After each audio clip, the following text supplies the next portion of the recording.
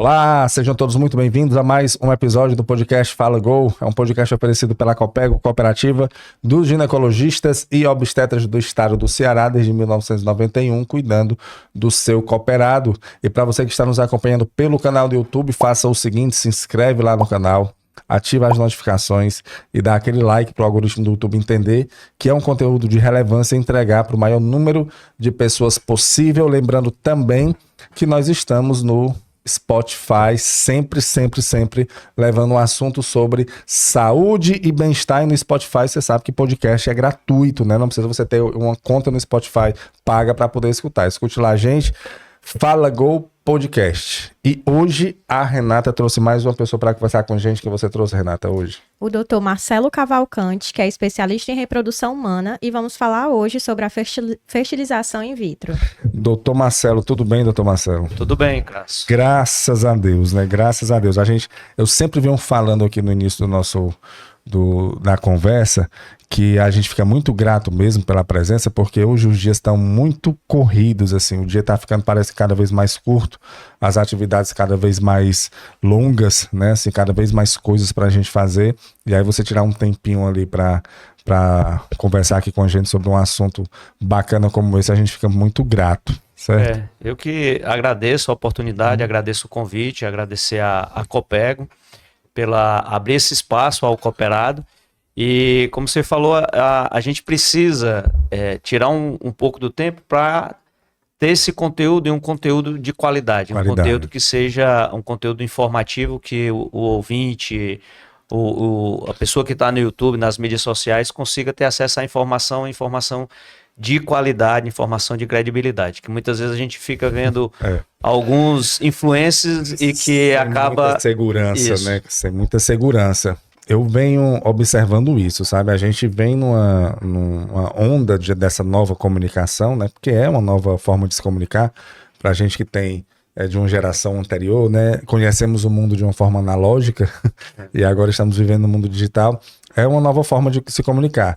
É muito bom, porque você consegue ter várias opções ali na palma da sua mão, mas tem o efeito colateral. É perigoso. Nem tudo que está ali você pode confiar. Então esse espaço aqui, como você muito bem falou, é um espaço que a gente traz especialistas, profissionais da área para levar uma informação com segurança e qualidade para a população, que eu percebo hoje, o doutor Marcelo, e esse foi até um dos motivos da gente iniciar o podcast, é que as pessoas, eu estou percebendo que elas estão muito frágeis e sedentas por informação com segurança e sobre saúde e bem-estar, porque às vezes elas ficam se apegando, como você falou, a alguns influencers, algumas pessoas aí que têm popularidade, mas não necessariamente têm um conhecimento. Isso, e ao final da nossa conversa você vai poder perceber que especificamente no assunto, no tema que a gente vai conversar, é uma área muito sutil, muito perigosa dessas informações, né? A gente está trabalhando com sonhos, com expectativas, né? Que a gente vai falar um pouco de fertilização in vitro, então de ter filhos, de constituir famílias, e a gente vê muita informação passada que gera uma expectativa além do que é realmente a realidade para esses casais. E os casais, ao final de um tratamento, ao final do insucesso, eles acabam ficando muito fragilizados. Então você tem que alinhar as expectativas de muitos desses casais que vão procurar tratamentos para engravidar e não, de uma forma clara, de uma forma honesta, passar as possibilidades de resultado, traçar um cenário para esse casal e não estar vendendo falsas promessas, e que a gente vê, infelizmente, alguns profissionais, até às vezes profissionais médicos, mas que passam a informação de uma maneira um pouco distorcida. E aí a gente, antes de começar aqui, você tocou num ponto que eu achei que realmente foi uma surpresa para mim, que saiu uma matéria que existe uma expectativa sobre a fertilidade ou a falta da fertilidade no futuro. Não é isso? Assim, a diminuição da capacidade das pessoas terem a gerarem os seus filhos, né, de uma maneira natural. Eu queria que você contextualizasse isso pra gente, o que é que está acontecendo hoje nesse cenário. Vamos lá. Hoje a gente... Existem matérias que foram publicadas em jornais, vamos dizer assim, não especialistas, não da área médica, mas tem vários estudos publicados em revistas científicas que eles projetam uma queda da população mundial de poder alcançar a metade em 2100. Então a população mundial está cada vez tendo um número menor de filhos, O número de filhos ideal para se manter a população na quantidade que existe hoje seria 2,1 filhos por casal. Né? Seria uma taxa de reposição. Em várias regiões do mundo, em vários países, essa taxa já está abaixo de 2. A taxa atual do Brasil é em torno de 1,8, 1,7. E a projeção que no Brasil essa taxa, daqui a alguns anos, em 2030, ela possa chegar a 1,6, 1,5. Então, a longo prazo, isso vai ter uma queda da população. Né? Principalmente nessas regiões. Existem algumas regiões pontuais do mundo que ainda se tem um número grande de filhos, mas de uma forma global está havendo essa crise, é uma crise da fertilidade. Nossa. E isso a gente acha assim, só ter filhos, eu não preciso ter mais do que um, mais do que dois, mas a gente imagina quando a gente estiver aposentado, quem que vai estar trabalhando e contribuindo para a Previdência Social. Era isso que eu... Então existe todo um impacto econômico, financeiro, não é só um impacto geográfico e populacional. Até porque a medicina, né, ela tá fazendo com que as pessoas vivam mais, né? Eu venho observando aqui no podcast, a gente conversa com especialistas de várias áreas e é como se a ciência, ela teima em não fazer o homem morrer, né? Assim, ela quer prolongar o máximo possível. Então, em uma população que está ficando mais idosa e quando chegar na fase idosa com qualidade, né? Vivendo ali um tempo. Só que com poucos jovens, realmente economicamente vai ficar inviável. Isso. E a fertilização in vitro, propriamente dita, a gente tem, falando um pouco já da história da fertilização, né? A gente, esse ano, comemorou 46 anos do nascimento do primeiro bebê de proveta do mundo. Quantos anos? 46. 46, quase 50. 1978 foi no dia 25 de julho, agora há poucos dias, foi o nascimento da Louise Brown. Na Inglaterra. Ela ainda é viva? Ainda é viva. Boa. Frequenta os congressos. Toda vida, quando a gente vai nos congressos internacionais, às vezes ela está lá. Ela já teve filhos, ela já tem 2 filhas de forma natural. Entendeu? E o que eu quis contextualizar a história, só para você ver que nesses 46 anos a gente partiu da capacidade de gerar um bebê a nível de laboratório e conseguir fazer com que esse bebê nascesse. E hoje já existem técnicas disponíveis, isso não é feito de rotina, mas a ciência já é capaz de fazer uma edição, que a gente chama de edição gênica, porque quando você falou dessa longevidade da população, do indivíduo, a ciência, a medicina reprodutiva, a fertilização in vitro é capaz de promover uma longevidade. Então, a expectativa de vida daqui a alguns anos certamente será mais do que 100 anos. Mesmo, doutor? Só viver mais de 100 anos. E hoje, o que eu comentei sobre a edição gênica, é possível, uma vez que você tem um embrião formado no laboratório, você detectar algumas doenças genéticas, talvez um gene que é responsável pelo indivíduo morrer de uma determinada doença aos 80 anos, e lá no laboratório, através dessa técnica chamada CRISPR, você pode editar esse gene e deixar esse gene não promover essa morte aos 70, aos 80 anos, evitar essa doença mais adiante. Mas, assim, vamos lá, me perdoe se eu falar alguma besteira. Parece loucura. Mas então você já sabe disso no início, e aí você já corrige esse problema que ele teria no futuro, ou ele nasce, mas como você já sabe que ele tem uma predisposição àquilo, aí você vai tomar medicamentos, alguma coisa do tipo para evitar, ou já é no momento Já é no momento do laboratório. Então ele já nasce sem... A gente chama de edição gênica. É porque o problema não é só uma determinada alteração em um gene. Para que a gente possa ter uma doença, você tem uma predisposição para ter, por exemplo, um câncer de mama. Existem alguns cânceres de mama que são determinados geneticamente. Mas a mulher tem o gene, mas para ela desenvolver, ela ainda vai precisar uma série de outros fatores. Mas é possível corrigir esse problema que ela tem no gene ainda no laboratório, quando aquele bebê ainda vai para o útero da mãe e ainda vai nascer. Então você já eliminou a predisposição genética que ela teria. Isso é algo muito teórico, isso é algo que não se faz na prática, mas se tem, vamos dizer assim, capacidade e conhecimento para se fazer. Falando assim, de uma maneira bem popular, cortando o mal pela raiz. Não Isso. deixando realmente a coisa... Porque isso não quer dizer que ela não possa ter um câncer de mama. Até porque o Por um câncer de outro mama... motivo qualquer. Exatamente. Mas geneticamente... Mas só algumas patologias específicas que dá para corrigir, ou qualquer tipo de patologia, essa edição genética, não, ela consegue moldar. São as patologias que têm alguma origem genética, né? Por exemplo, a gente sabe que o indivíduo tem um risco maior de ter um infarto do miocárdio, porque ele tem problemas que vão entupir as artérias. Se ele tiver aquele gene que é responsável por essa mal predisposição, você pode corrigir, você poderia teoricamente corrigir. Mas outros fatores que não são genéticos também vão contribuir para aquele problema. Não, eu entendo. Então, é multifatorial. Então é tudo, não são patologias específicas, é tudo aquilo que é genético. Aí você tira a predisposição. Não quer dizer que ele não possa desenvolver. Por exemplo, a pessoa não precisa ter uma predisposição genética para ter um problema cardíaco para futuramente desenvolver um. Se ela tiver uma alimentação ruim, né, falta de exercício físico, ela pode chegar a vir ter um problema de coração futuro.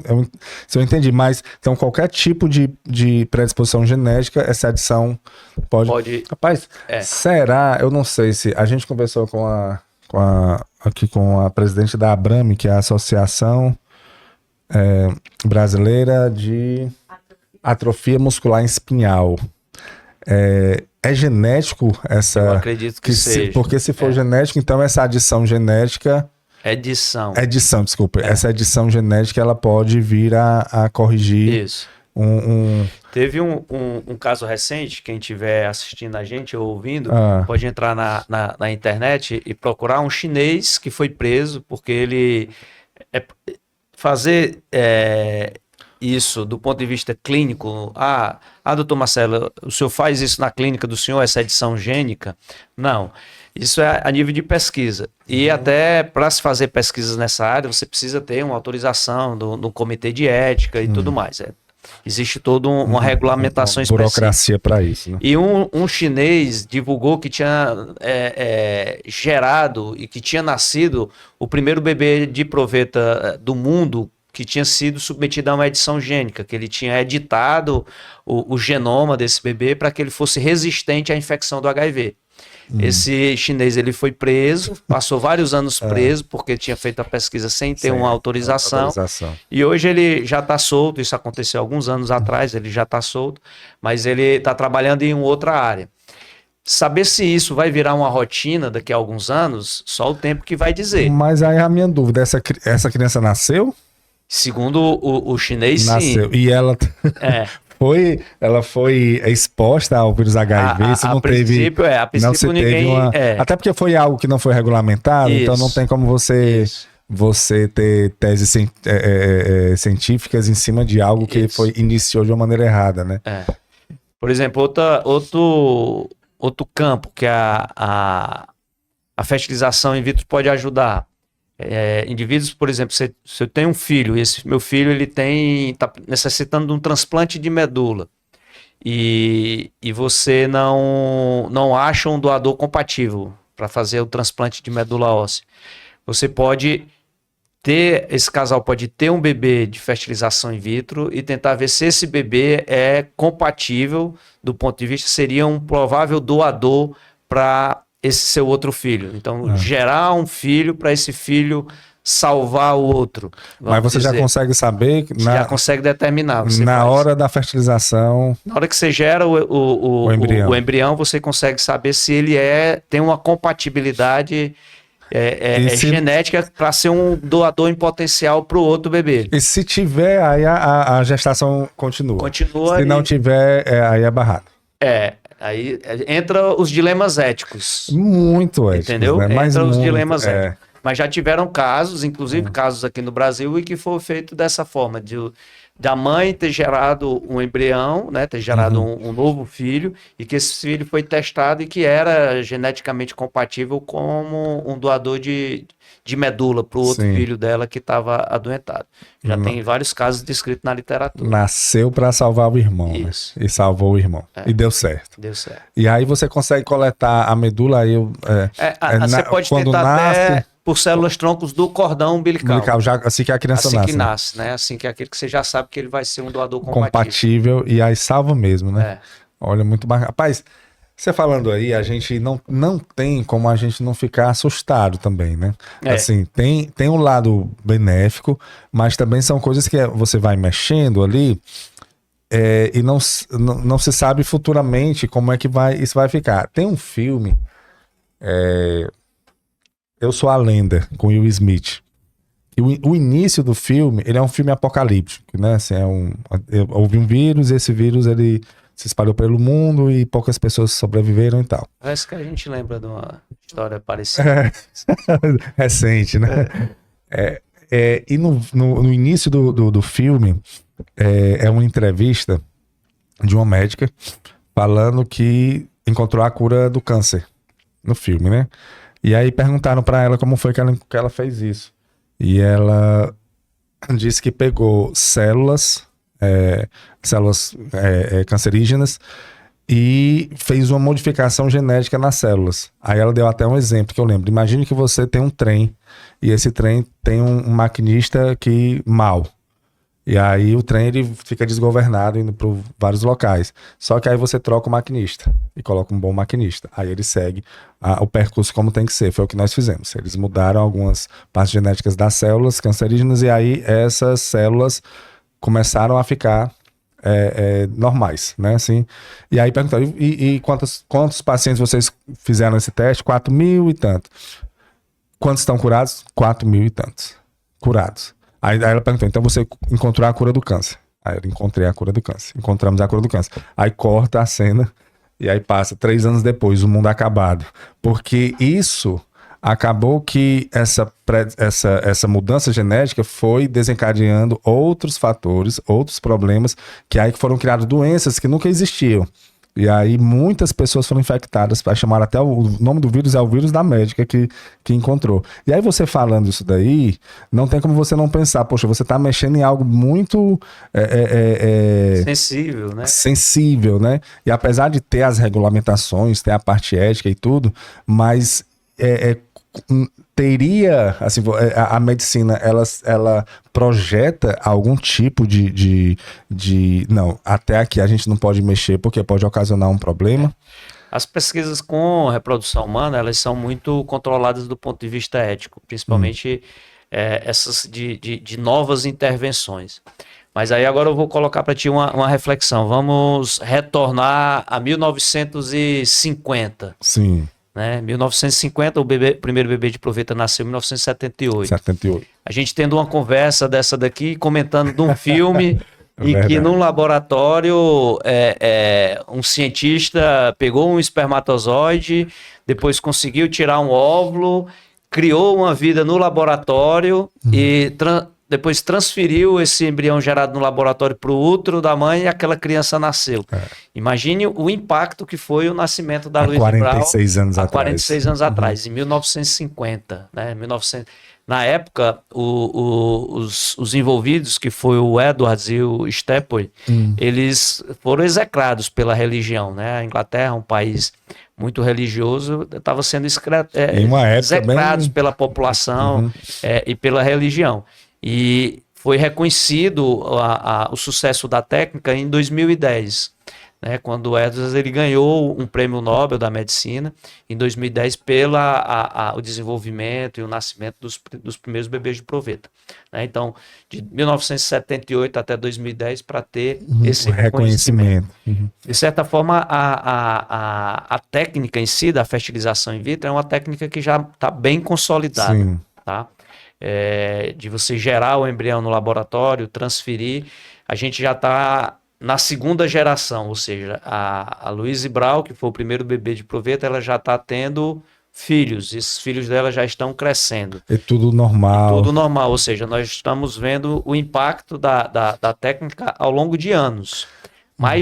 Já estima-se que mais de 10 milhões de pessoas já nasceram no mundo todo, oriundos dessa técnica, foram submetidos a essa técnica. Mas a fertilização in vitro, assim, pelo que eu entendo, me corrija se eu estiver errado, por favor, mas ela faz o papel da reprodução natural apenas em outro ambiente. Né? Se você consegue, você pega o óvulo, junta com o espermatozoide, só que a fertilização ela vem porque ela consegue escolher os melhores óvulos, né, e coletar o espermatozoide, fazer a fecundação fora, mas a gestação e o material genético que é doado para isso, né, que é utilizado, eles são de pessoas, das pessoas. A medicina, ela dá, vamos dizer, uma ajuda, um empurrão nisso. Mas aí eu vou te colocar agora o segundo capítulo, né? A gente passou do primeiro capítulo. E esse já causou impacto, né? Foi de 1978 até 1992. Né? O segundo capítulo começa em 1992 com Palermo, um outro cientista. Como foi que o Edwards e o Stepoi eles fizeram o procedimento da fertilização? Eles pegaram o óvulo, um espermatozoide, e no laboratório não estava havendo naturalmente esse encontro, que deve ocorrer na trompa. Né? Vamos dizer que um casal, a mulher tivesse com a trompa obstruída, não estava tendo esse encontro. Então eles pegaram o óvulo e o espermatozoide, colocavam vamos dizer assim, num tubo, num vidro, quer dizer, e esse espermatozoide adentrava o óvulo naturalmente, sem nada, tá? Só com os meios lá que simulam até hoje o ambiente natural da trompa. Certo. E o espermatozoide entrava naturalmente, depois de gerado, era transferido para o útero. Então, como você falou, a gente apenas alugou um espaço né, para ocorrer esse encontro, já que não estava ocorrendo no ambiente natural. Sendo que começou a evoluir na técnica. Alguns homens tinham um fator masculino muito grave, tinham pouquíssimos espermatozoides. Então, para que um óvulo seja fertilizado através da técnica que foi descrita na Louise Braun, a gente precisava pelo menos de 500 mil espermatozoides ao redor desse óvulo. E às vezes não se tinha esses 500 mil espermatozoides. E aí foi quando o Palermo criou a nova técnica, uma variação da fertilização in vitro, que é chamada injeção intracitoplasmática de espermatozoide, que é a ICSI. E aí basta você ter um espermatozoide, e existe uma imagem clássica, quem procura na internet vê, do óvulo e uma agulha muito fina injetando esse espermatozoide dentro do óvulo. Um único espermatozoide dentro do óvulo. Uma agulha finíssima, né? Ou seja, será que esses homens, esses casais em que existiria um fator masculino grave, conseguiriam engravidar, não estavam conseguindo engravidar pela fertilização classicamente descrita, comum. Então esses casais nunca teriam filhos. Mesmo com fertilização in vitro não teria. Aqui foi originalmente descrito. Então a técnica surgiu para esses casais. Hoje, quando a gente está falando de avanços de reprodução, é possível a gente criar gametas, criar óvulo e criar espermatozoide a partir de uma célula da pele. Entendeu? É mesmo. Não precisa mais fazer a coletar. Se você quiser, eu tô aqui, tirar uma célula da minha pele, eu posso fazer o caminho inverso que a célula fez, que ela surgiu de uma célula do embrião, era uma célula, a gente sabe que é uma célula tronco. Uma célula tronco, ela tem um potencial de se diferenciar em qualquer tipo de célula, quando ela está lá no embrião. E ela se diferenciou, uma delas veio se diferenciar em pele, outra em coração, outra em pulmão. Existem estudos que ele tira uma célula da pele e faz esse caminho inverso, volta para uma célula tronco e depois ela é diferenciada em um espermatozoide ou diferenciada em um óvulo. E você gera um... Rapaz, é mesmo, doutor. Então, você consegue, da pele, você vai fazendo o caminho inverso. E depois leva para espermatozoide ou leva para óvulo. E como ele vai quebrando ela, vai... Não, são reações químicas que vão ser induzidas no laboratório. Essa célula você vai colocar, ela vai se dividindo. E ela se transforma numa célula. E ela tem uma memória e que você vai estimulando essa memória, essa regressão, vamos dizer assim. E ela entra, como ela volta a ser a célula tronco. E aí da célula tronco ela você vai consegue diferenciar para um gameta. Até onde eu sei, a célula tronco, me corrija aí, por favor, se eu falar besteira, mas a célula tronco você consegue encontrar no cordão umbilical. Consegue. Consegue? Pronto. Então, se a pessoa... Eu ouvi falar que algumas pessoas estão congelando o cordão umbilical dos filhos, né? Células tronco de cordão. Não é nem o cordão umbilical, é as células tronco, né? Então, uma célula tronco dessa, ela consegue se transformar num espermatozoide futuramente? Consegue. Teoricamente, ela tem um potencial de se transformar em qualquer outra célula. Né? Então existem vários estudos que mostram tratamentos de célula-tronco para você... o indivíduo teve um infarto e morreu em uma determinada região do coração. Então você vai lá com célula-tronco, injeta naquela região do coração e tenta estimular aquela célula a se diferenciar em músculo cardíaco, né? Então, mas se eles conseguem regredir, botar para frente, talvez não seja tão... Aí é você tentar identificar a receita que vai fazer com que ele vai chegar a determinada outra célula. Vai chegar um momento, doutor, não sei se a gente vai estar vivo para ver, mas eu acho que o corpo, ele não vai mais...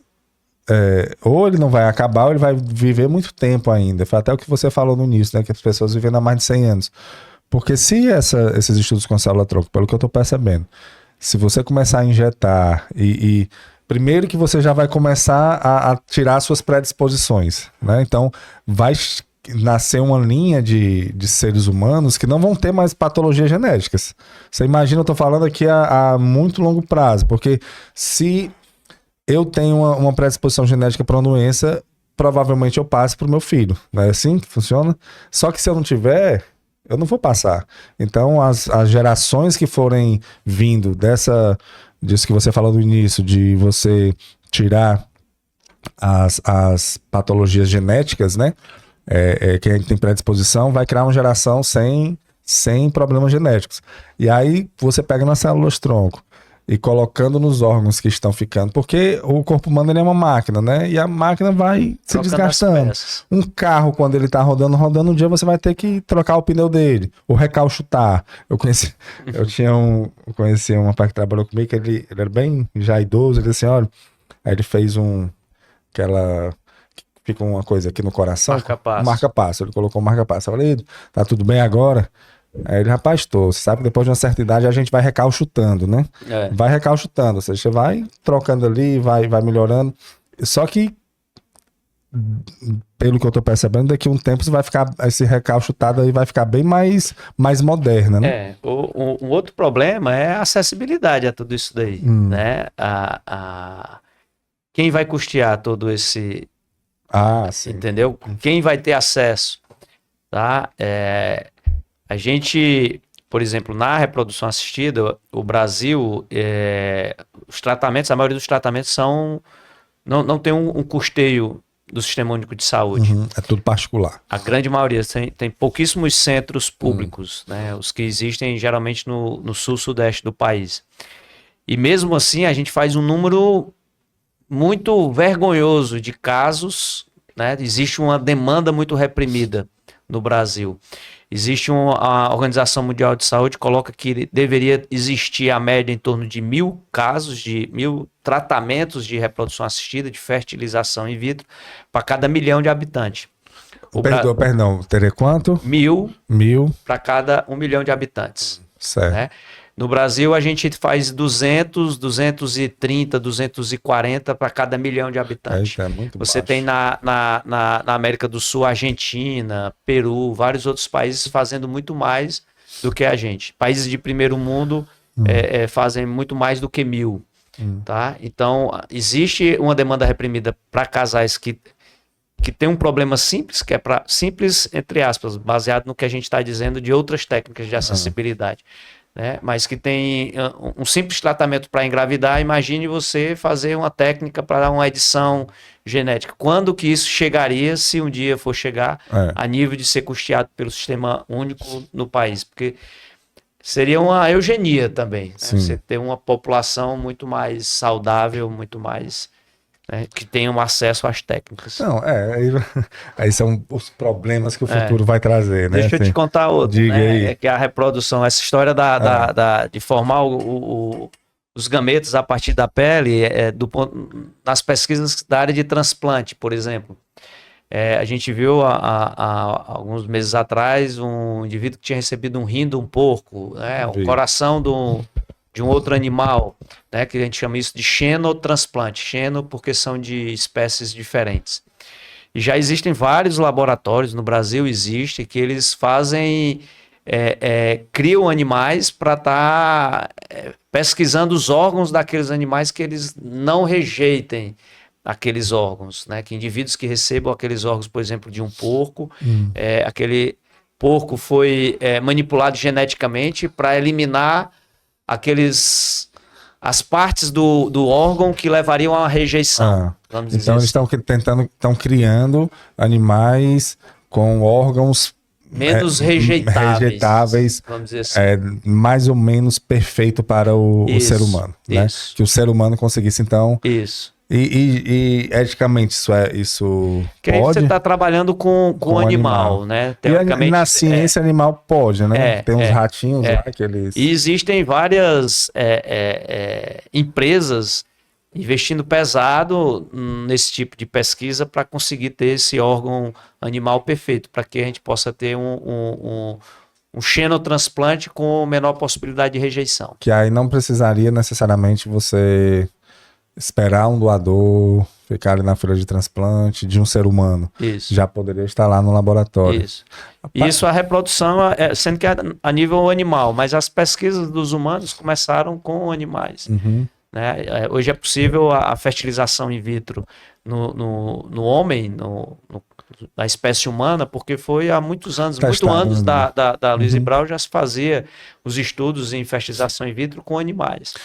Agora isso aí que você falou, tem outro filme, você vê, né?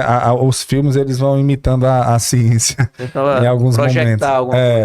Tem um filme A Ilha, o nome do filme, ele é antigo esse filme. E é um grupo de pessoas que vivem numa ilha, como se eles morassem numa ilha. E eles ficam ali só se alimentando, se exercitando. É uma coisa assim, meio que você fica sem entender o que é esse monte de gente, mas um monte assim. E eles ficam... Já assistiu, Tony? Aí eles ficam só ali vivendo, se alimentando, e de vez em quando aparece um que diz assim,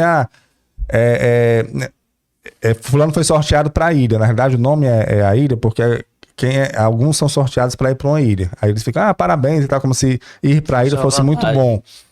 Só que aí no final, para não contar o filme todo aqui, né, falar logo o fim, é descoberto que essas pessoas que estão lá, na realidade, elas são clones de pessoas que estão na Terra, que é chamado de ilha, e aí normalmente de ricaços, né?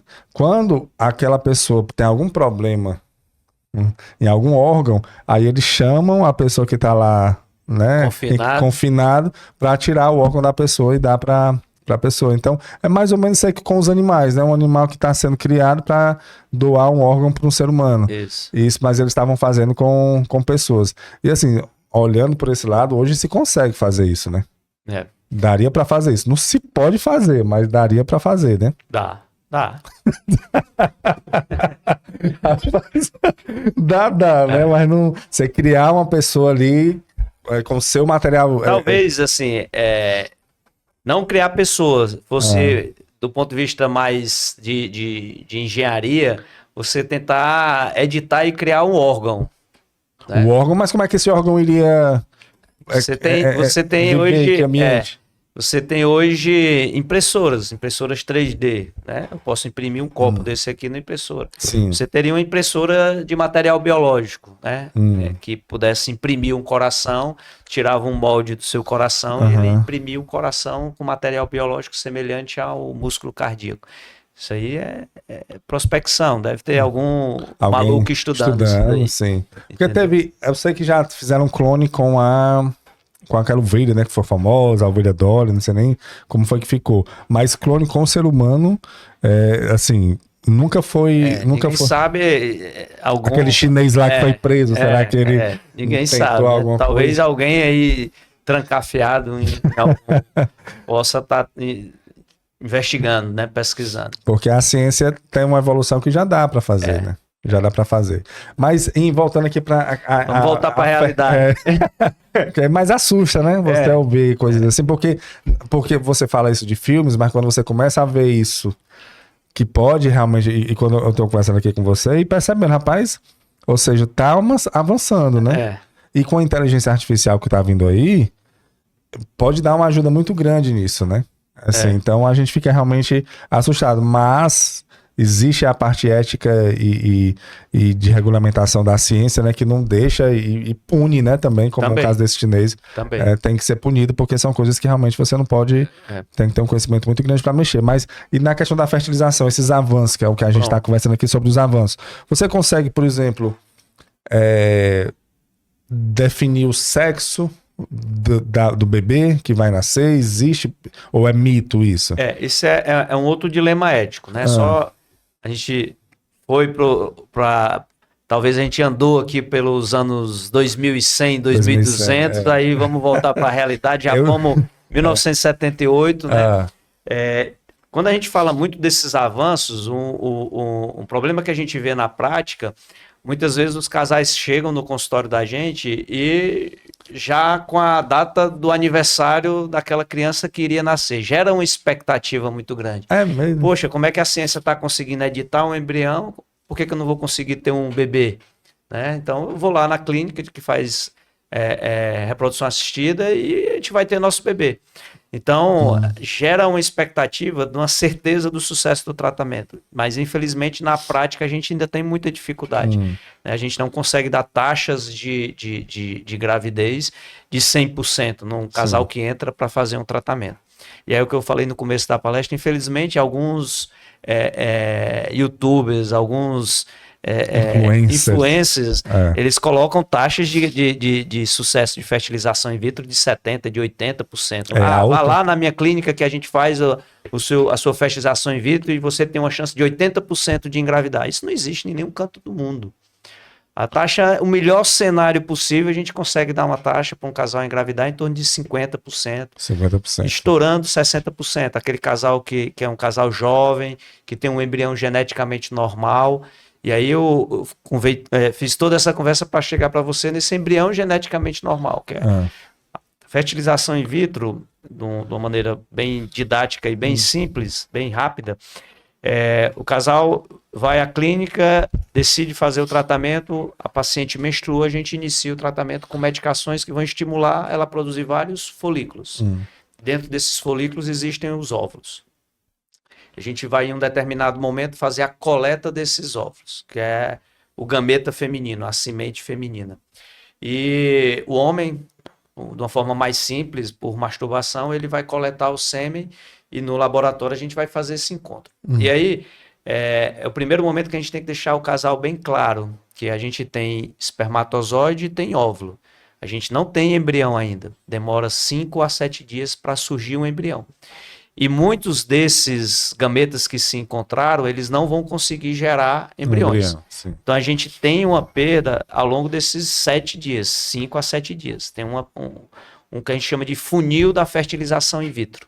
A gente começa com óvulos mais espermatozoides e vai terminar com o blastocisto, que é o embrião que está ali vamos dizer assim, no momento de ser transferido para a cavidade do útero.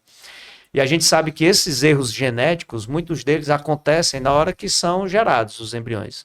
A gente vê bebês que infelizmente às vezes nascem com alguma alteração cromossômica e que às vezes é incompatível com a vida, como por exemplo o que aconteceu com o bebê do Zé Vaqueiro, né, que ficou vários dias na UTI. A gente sabia que aquela alteração cromossômica, a literatura mostra que aquele bebê não ia ficar muito tempo vivo. Então, hoje é possível, quando a gente tem esse embrião no estágio de blastocisto, no ponto de ser transferido, a gente fazer um estudo genético, não aquela edição que a gente já conversou, mas a gente conhecer a quantidade de cromossomos que esse embrião tem. Boa. Entendeu? E aí a gente seleciona melhor os embriões que vão ser transferidos para a cavidade do útero. Com isso, a gente diminui o risco de abortamento, diminui o risco de algum tipo de cromossomopatia, aumentando a chance da paciente, do casal engravidar e ter o seu bebê.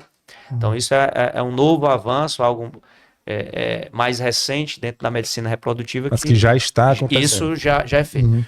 O sexo é possível saber através desse exame. Porque na hora que a gente conta e determina os cromossomos daquele embrião, a gente está contando e determinando os cromossomos que definem o sexo. XX se for na mulher e XY se for no homem.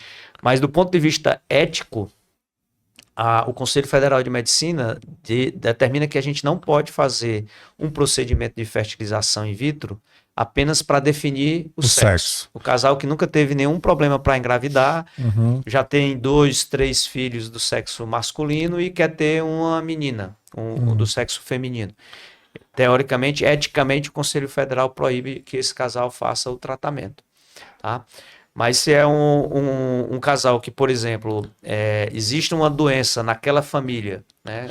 na minha família, que eu sei que todos os homens vão ter uma determinada doença, E aí que você. é uma doença ligada ao sexo, o Conselho Federal de Medicina permite, autoriza a gente fazer a definição do sexo do embrião, porque a gente sabe que se a gente transferir um embrião do sexo masculino para esse casal vai ter um bebê doente. Uhum. Então a gente prioriza a transferir somente os do sexo feminino. Então, na realidade, não é que você ali monte, faça o embrião ser masculino ou feminino. Não. É porque você consegue saber no embrião Isso. se vai ser XY ou se vai ser XX. Isso. Então... Aí muitas vezes o casal pergunta, por que você não consegue saber antes de fazer? Porque na hora que a gente está lá com o óvulo e com o espermatozoide, é uma célula única. É um óvulo, o óvulo é só X. Então, quem define o sexo é o espermatozoide. A gente teria que fazer no espermatozoide. Sendo que se eu seleciono um espermatozoide e eu quero saber se esse espermatozoide é X ou Y, eu vou saber. Existe capacidade técnica para fazer e para saber. Mas eu não vou poder usar depois. Porque eu vou pegar, levar para o laboratório, vou extrair o ele DNA vai dele. Morrer, vamos dizer Exatamente, ele vai morrer. Pronto, esse espermatozoide aqui, ele era X, ele mas, ia gerar uma menina. Mas não tem como. Agora não tem mais, vamos pro vizinho dele. Mas aí não dá para saber. 50% ali de... Por isso que os estudos genéticos, essas avaliações genéticas são realizadas no embrião. E aí o embrião já tem, às vezes, centenas de células, a gente consegue tirar algumas células e não vai prejudicar o desenvolvimento dele depois. Algumas síndromes, doutor Marcelo, tipo síndrome de Down, né, que também é cromossômico, né? Esse teste detecta. Também detecta, o embrião já detecta se esse embrião ele tem um cromossomo a mais no 21, no pai de número 21, que seria a trissomia do 21. A trissomia, né? Que é a síndrome de Down. Aí já vai... Mas, e aí, qual é a diferença? Que muita pessoa, acho que as pessoas têm essa... podem confundir de fertilização in vitro e inseminação artificial. É uma dúvida clássica do consultório, né? Eu acho que o termo inseminação é mais popular, é mais fácil de ser falado. Mas de uma forma bem clara, para não esquecer jamais, inseminação é introduzir o sêmen. Então, é apenas a gente pegar o sêmen do parceiro, dar uma vitaminada, vamos dizer assim, a gente fala, o termo técnico é a capacitação desses sêmen, desse espermatozoide. O esperma faz um curso lá, se capacita. Dá uma turbinada nele e com um catéter, um canudinho bem fino, a gente coloca na cavidade do útero no período que a mulher estiver ovulando. Então, isso é introduzir o sêmen. É inseminar, inseminação artificial. É fazer o trabalho do homem, na realidade, assim, de introduzir o pênis lá e colocar. Vocês fazem esse caminho ficar mais... O espermatozoide encontrar de uma maneira mais rápida e fácil. Isso. Aí, quando a gente... Falando aqui, eu lembrei do termo da inseminação caseira. Não sei se você já conheceu esse termo. Inseminação caseira... A reprodução assistida, ela, de uma certa forma, ela democratizou a parentalidade, né? Ela permitiu que a gente tivesse novas formas de famílias, tá? Hoje, um casal homoafetivo masculino pode ter seu filho, pode constituir sua família. Inseminação caseira a gente escutou aqui, já que é... Seria casais homoafetivos femininos. E aí pega um amigo, alguém conhecido. Na internet, vende, entendeu? Então, esse é um lado muito bom, a democratização da parentalidade, né? Ela permitiu as diversas formas de famílias, o acesso à maternidade, à paternidade, a paternidade solo, a maternidade solo, mas infelizmente, como você falou, tem o lado negro, né? Infelizmente, às vezes o acesso à população é dificultado porque não se tem um serviço público e começa a existir o mercado negro. O mercado paralelo aí a esse formato. Qual é o risco? Muitos casais, às vezes, muitos indivíduos não compreendem qual o problema de eu ter um amigo que vai doar o sêmen e a gente em casa mesmo pega esse sêmen e faz uma inseminação, ou eu encontrar uma pessoa na internet, no Facebook, e que ele vem aqui em casa entregar uma amostra de sêmen. Quando esse procedimento é feito na clínica de reprodução assistida, é tomado todos os cuidados sanitários, né? Imagina. As sorologias para ver se tem infecções sexualmente transmissíveis.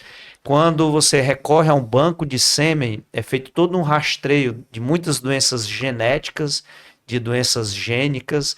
Então você está ali tendo uma segurança de ter o seu bebê saudável, que o que no final todo casal quer é um bebê saudável em casa. Sim.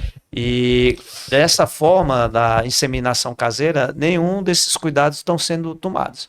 E ainda existe a questão jurídica. Quando um casal homoafetivo faz um tratamento na clínica de reprodução que recebe um sêmen de doador ou um óvulo de uma doadora, ele consegue fazer o registro do seu filho, né, de uma forma administrativa no cartório, sem nenhuma requisição judicial. Sim. Tá? Porque ele tem uma declaração da clínica de reprodução que fez o tratamento e ele vai ao cartório e faz o registro no nome do casal que teve o bebê. Nesses casos de inseminação clandestina, inseminação caseira, ele vai passar pelo longo processo, pedir uma autorização judicial para poder fazer o registro da criança no cartório. Correndo o risco também de futuramente... Ninguém sabe qual vai ser a decisão. Né? O pai querer, né, ter, assim, o doador, no caso, né, querer ter a paternidade da criança, né, que ninguém sabe. E tem um outro ponto, aí um ponto muito importante que você falou, né, você não sabe o que é que tem naquele esperma, né. Qual é a... E tem outro um ponto que eu achei interessante, a gente conversando aqui sobre congelamento de óvulos, acho que foi com a doutora Ana Clara. E a gente conversando sobre como que a gente vai saber se um doador pode ter vários filhos por aí, né? Isso. E aí na mesma cidade, por exemplo, Fortaleza, vamos supor que um casal vá lá na clínica e pronto, tudo normal, tudo direitinho, fazendo tudo como tem que ser, pegue um esperma como doador, tem lá o seu filho, só que aí outro casal vai e pega o esperma com o mesmo doador e tem uma filha. E aí no futuro esses dois se encontram. Pronto. E aí tem como fazer esse rastreio, porque eles podem ser irmãos sem saber que são irmãos, e irmão com irmão pode dar um problema bem sério geneticamente com filhos, né? Pode. E aí? Por isso que é importante esse acompanhamento dentro de um centro de reprodução que seja sério, que trabalhe de uma forma correta. Nessa mesma resolução do Conselho Federal de Medicina, que regulamenta a prática da reprodução assistida no Brasil, ele coloca que um doador de gameta, sêmen ou óvulo, ele não pode gerar mais do que um bebê numa área de 1 milhão de habitantes. Entendeu? Então, por exemplo, nós não temos, por exemplo, aqui no Ceará, banco de sêmen. Tá? Existem pouquíssimos bancos de sêmen no Brasil, talvez 1 ou 2 com pouquíssimas amostras. Então, muitas vezes a gente recorre a esse banco de sêmen que fica em São Paulo, ou recorre a um banco de sêmen internacional, que esse de São Paulo tem uma parceria. Mas na hora que vem, e aquele laboratório, o banco de sêmen, sabe que mandou uma amostra do sêmen para cá, para o Ceará, a gente da clínica é obrigado a reportar se daquela amostra nasceu um bebê ou não, porque ele já vai bloquear aquele sêmen para cá. Para um raio de 1 milhão de habitantes. Exato. Então ele já bloqueia para cá. E aí é o que eu falo, né?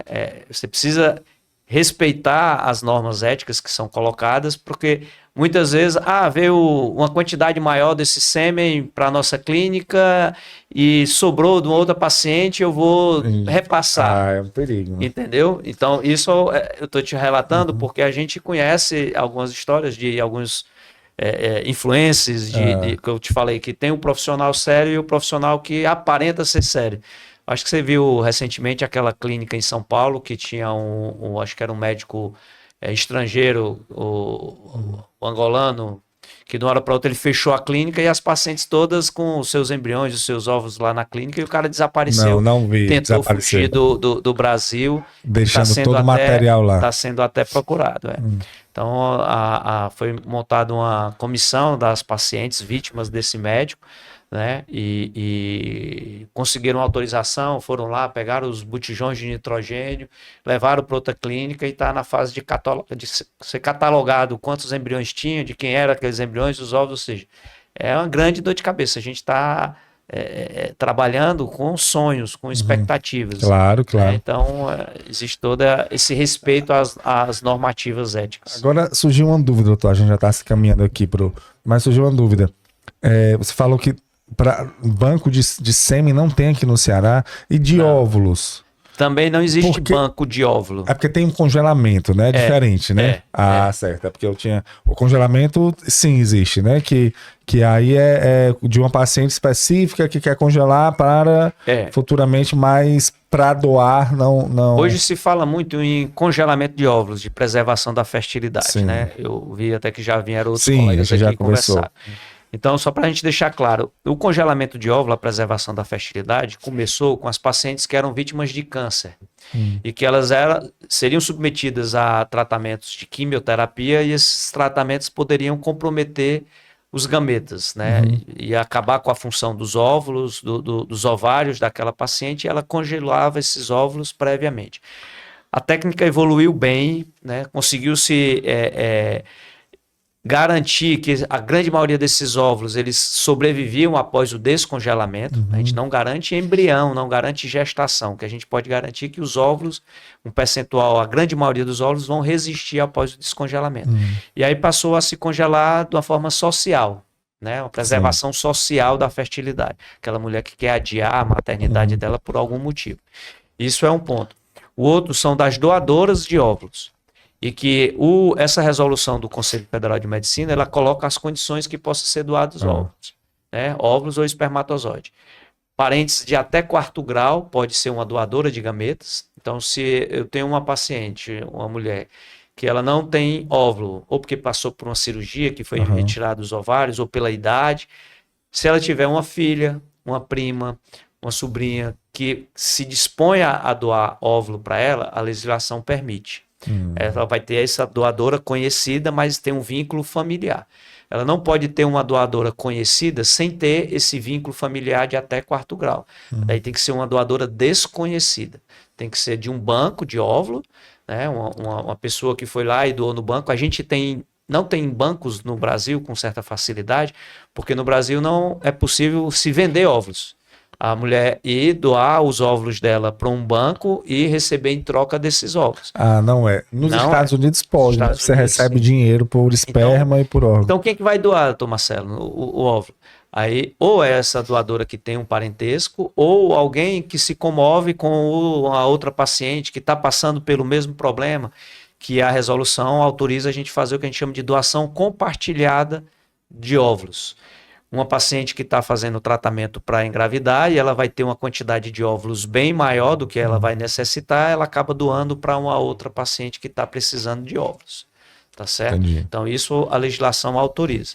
Então, ou vai ser uma doadora conhecida se tiver um vínculo familiar, ou vai ser de um banco de óvulos, e geralmente a gente importa esses óvulos, ou através dessa doação compartilhada, de 2 mulheres que estão fazendo o tratamento simultaneamente. Então, para você você consegue pegar de bancos de óvulos de São Paulo, dos Estados Unidos. Geralmente de países da Europa, países, né?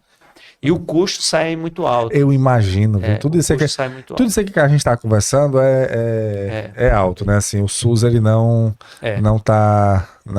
cobra. Mas para a gente finalizando, a gente fala do avanço, né, do que pode acontecer com a fertilização in vitro e que não é algo tão fantasioso, né? Na realidade tem estudos. Esse filme já passou. Mas o que a fertilização in vitro, ela realiza muitos sonhos, né, doutor? Que esse na realidade, é o grande objetivo do profissional que trabalha na área, é realizar os sonhos das pessoas que não estão conseguindo ali ter filho de uma forma... E são casais muito sofridos, tá?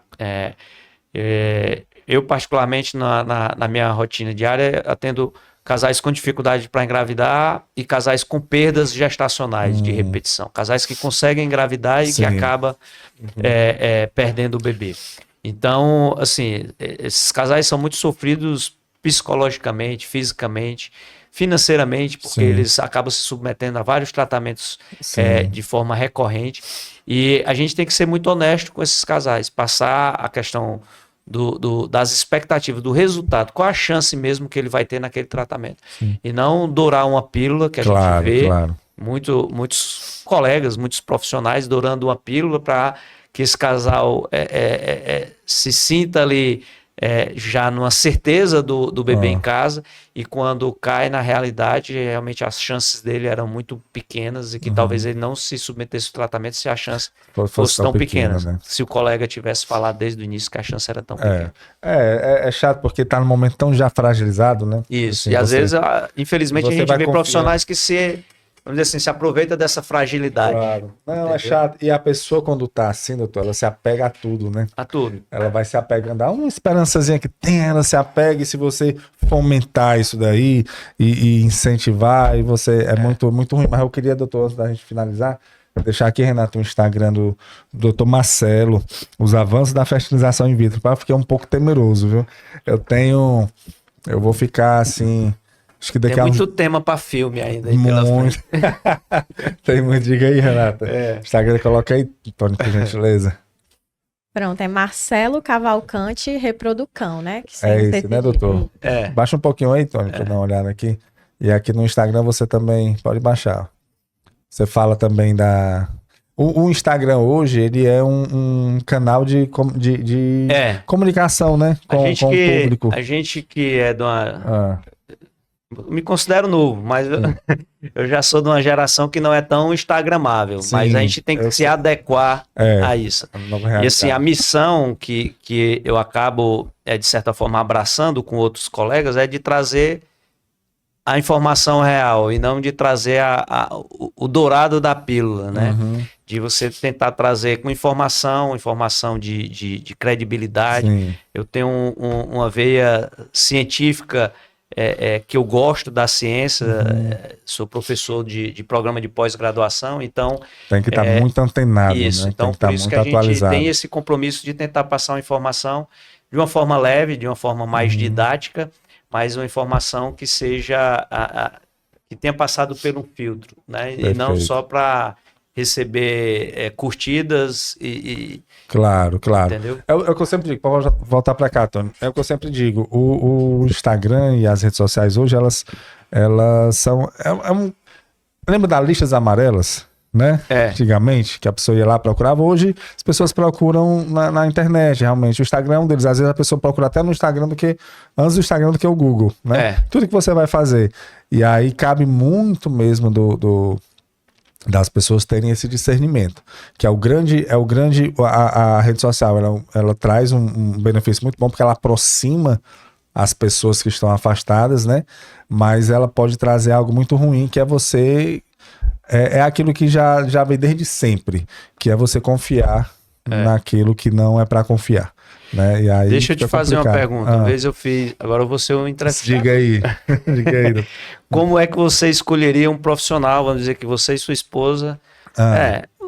Aqui é porque a gente está falando de reprodução, mas se você fosse escolher um profissional para tratar um câncer, fazer uma cirurgia cardíaca, aonde que você iria procurar? Como que você escolheria esse profissional? Eu iria por indicação.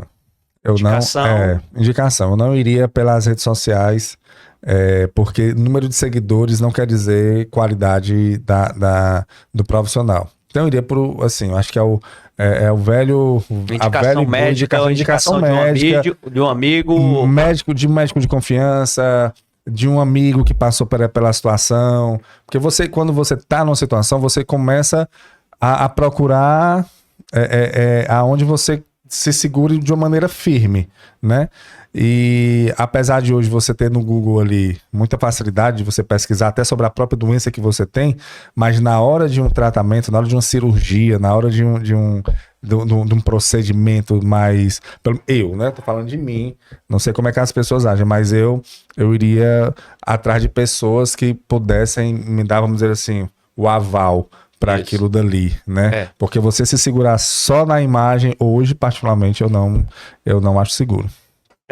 Uma vez eu coloquei uma enquete nos meus stories e fiz essa pergunta, né? E curiosamente, A maioria falava que ia por indicação, né? Indicação de um amigo, indicação médica.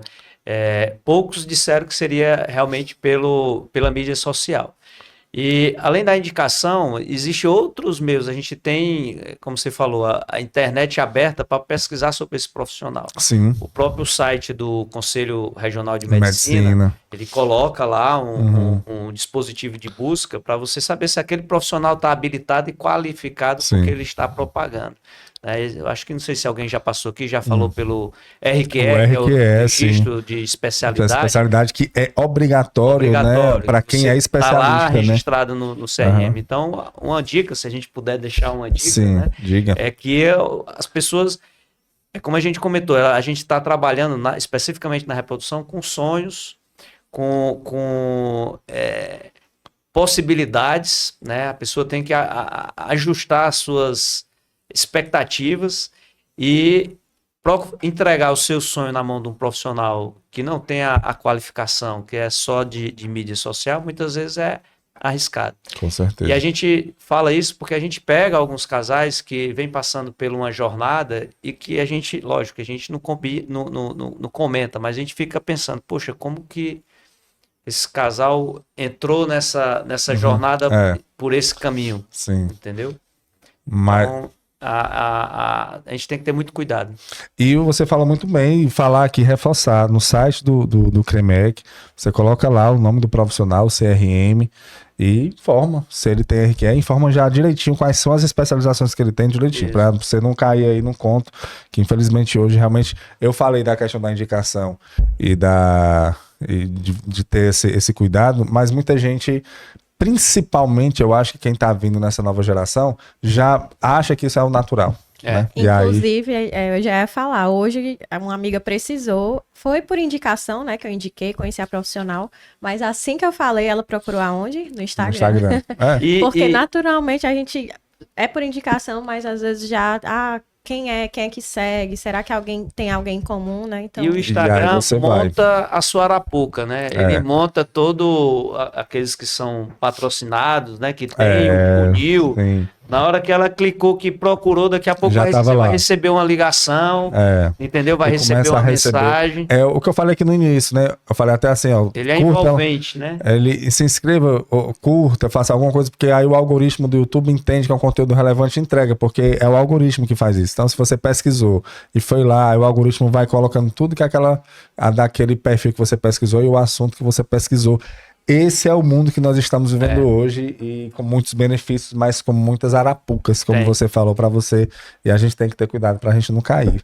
Pois, doutor Marcelo, muito obrigado, viu? Eu que agradeço assim, o espaço, né? Eu comentei no início, a gente deve divulgar e divulgar conteúdo com qualidade, com informação. Com segurança. Com segurança. E é isso que a gente quer. Para que a gente possa vencer o mal, né? Que o algoritmo vire para o lado do bem. Tem uma frase que é bem clichê que diz, né?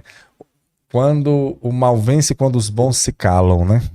Então, assim, o que a gente tem que fazer realmente é mostrar que existe um canal com segurança aqui. A gente está querendo fortalecer esse podcast. E isso é como você falou no início, demanda um tempo, né? Sim. Tirar uma tarde para vir aqui para a gente conversar. Claro. Mas aí a gente reavalia. Não, se eu não for, alguém do lado do mal tá indo para falar o contrário. Ele tá em algum canto falando aí, então a gente vai ter que reforçar aí esse espaço justamente para isso. Doutor Marcelo, muito obrigado mesmo, viu? Muito obrigado pela nossa conversa. Você que nos acompanhou também, muito obrigado. Esse foi mais um episódio do podcast Fala Gol. É um podcast oferecido pela Copego, Cooperativa dos Ginecologistas e Obstetras do Estado do Ceará. Saúde e muita paz para todos nós e até a próxima, se Deus quiser.